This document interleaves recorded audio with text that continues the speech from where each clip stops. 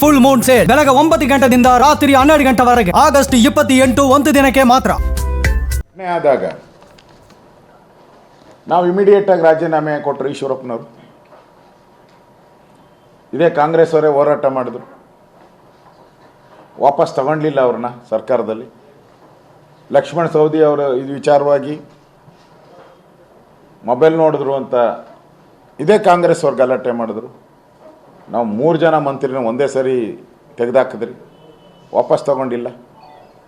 ನೀವು ಕಾಂಗ್ರೆಸ್ ಅವರು ಈ ನಾಗೇಂದ್ರನ್ನ ಮತ್ತೆ ಸೇರ್ಪಡೆ ಮಾಡೋಕ್ಕೆ ಏನಂಥದ್ದು ಕಾರಣ ಏನು?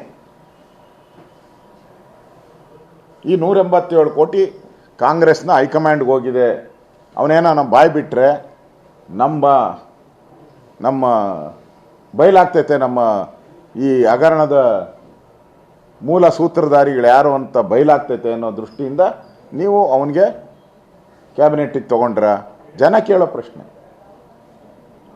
ಆದ್ದರಿಂದ ಈ ಒಂದು ನಮ್ಮ ಸಂಘಟಿತ ಹೋರಾಟ, ನಾನು ಹೇಳ್ತಾ ಇದ್ದೀನಿ, ಒಬ್ಬ ವಿರೋಧ ಪಕ್ಷದ ನಾಯಕನಾಗಿ ಹೇಳ್ತಾ ಇದ್ದೀನಿ, ಈ ಬಾರಿ ನಮ್ಮ ಹೋರಾಟಕ್ಕೆ ಬೆಲೆ ಸಿಕ್ಕೇ ಸಿಗುತ್ತೆ. ನಾಗೇಂದ್ರ ರಾಜೀನಾಮೆ ಕೊಟ್ಟೇ ಕೊಡ್ತಾರೆ, ಪ್ರಶ್ನೆನೇ ಇಲ್ಲ. No question at all, no alternative.